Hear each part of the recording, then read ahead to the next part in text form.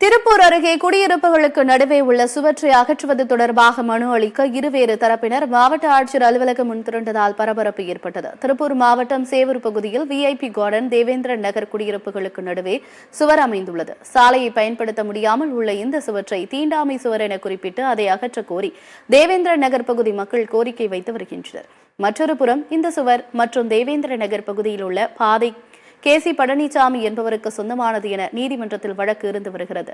இந்த நிலையில் இந்த சுவரை அகற்ற வலியுறுத்தி தேவேந்திர நகர் குடியிருப்பு வாசிகளும் அகற்ற எதிர்ப்பு தெரிவித்து விஐபி கார்டன் பகுதி குடியிருப்போர் நல சங்கத்தினரும் மாவட்ட ஆட்சியர் அலுவலகத்தை முற்றுகையிட்டனர். இதனால் அப்பகுதியில் பரபரப்பு ஏற்பட்ட நிலையில் இருதரப்பினரும் மனு அளித்தனர்.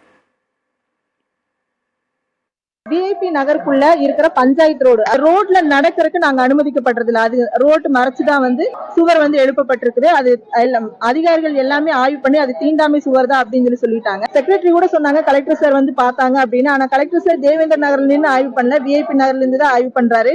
எல்லா அதிகாரிகளுக்கும் நாங்க தீண்ட தகாதவளா ஆயிட்டோமா அப்படின்ற ஒரு கேள்வி இங்க இருக்கு. பஞ்சாயத்து போட்ட ரோடு நாங்க தான் வரிப்படம் கட்டுறோம். பஞ்சாயத்து போட்ட ரோட்ல எங்களை நடக்கக்கூடாதுன்னு சொல்றது ஒரு நியாயமான விஷயமே இல்லைங்க. நாங்க அதுக்குதான் போராடுறோம்.